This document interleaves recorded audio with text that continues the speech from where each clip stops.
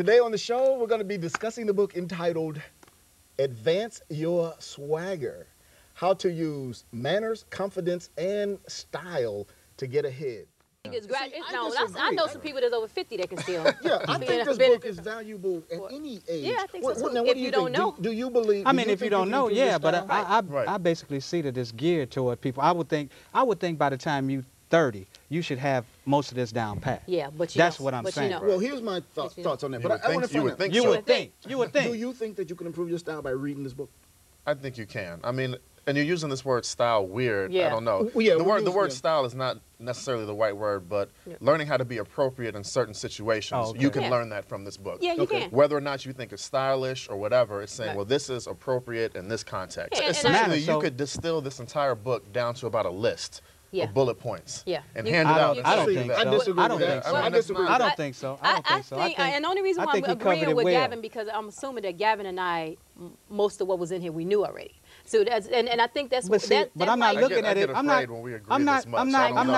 looking at it so much as what I could benefit. I'm looking at it from the standpoint that our young people today. Okay. When you're sitting at the table, you drop your fork, you drop your napkin or something along those lines on the floor.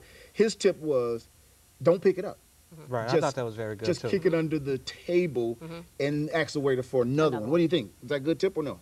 I think it's a good tip to know, especially if you're fine dining, because he also gave tips on whether you're fine dining or whether you're casual dining too, because there's a difference in which one you're dining with. Right, and I need to know these. Now, what do you guys think? Do you believe that we are seeing, with the advent of this book, or maybe not, a change in the way young people dress in terms of the hip-hop culture? You had a problem when Tony mentioned hip-hop earlier. What do you think? I was saying because he seems to be categorizing it just as the hip-hop generation. And I don't say, and I will say I do have one son that's a hip-hop generation. I have one that's not. So I think you can't put every child that's young or every person that's young or under 30 or whatever in the hip-hop generation. Do you think we will see a change in their dress? I think we have seen a change. I think so. If you look at some of the major players in hip-hop, the last few years, you'll see them wearing suits before they wouldn't wear suits. Like They would only wear jerseys. They would only wear T-shirts and chains. Jay-Z is one of them. Which they'll still do, but you'll see Jay-Z, 50 Cent, Puffy, they'll all wear tailored suits now. That. I think he is the guy that initiated that movement. Because what do you think of the toothpick? I see that all the time. Well, you know what? I was notorious with the toothpick. You know, I loved it. You know, but I see it's really improper. You know, it's a proper time and place for it, and it's not at the dinner table. So you're saying you won't sit at the table picking your teeth? You won't walk out of the restaurant with the teeth sticking out of your mouth? I am guilty of doing it. I will not. What about now? I will not. I just had this conversation, and I was like, you know, like putting a toothpick in your mouth. What people don't realize, because they look at it as like some like it's cool or something. Right. That's almost like flossing your teeth. When a man give me a handshake and it's like this, it's just like this. Yeah. Oh, whippy. That handshake. really, I'm like, didn't anybody teach you? But you want to do a woman like that, though. But on the other side, because you're a woman. He said, be careful of doing, you know, the bro handshake. Right. Yeah. In I certain, saw somebody do that scenarios. at work yesterday. You can't do the handshake hug if you're in the office. Right. The guy, I saw this guy he should definitely be a homeboy if you do it to him. No, I saw this guy do it. So he ran into, I don't know who he was, and I heard him talk. He was walking in front of me with another guy, you know, this young black guy, and he said, oh, they said something, there's your boss, which is another word I hate. And then the guy said, oh, wow, he cool. He walked up to him. He said, hey, man, how you doing? He grabbed his hand, grabbed my hand. And then he went, I said, Oh, ooh. no.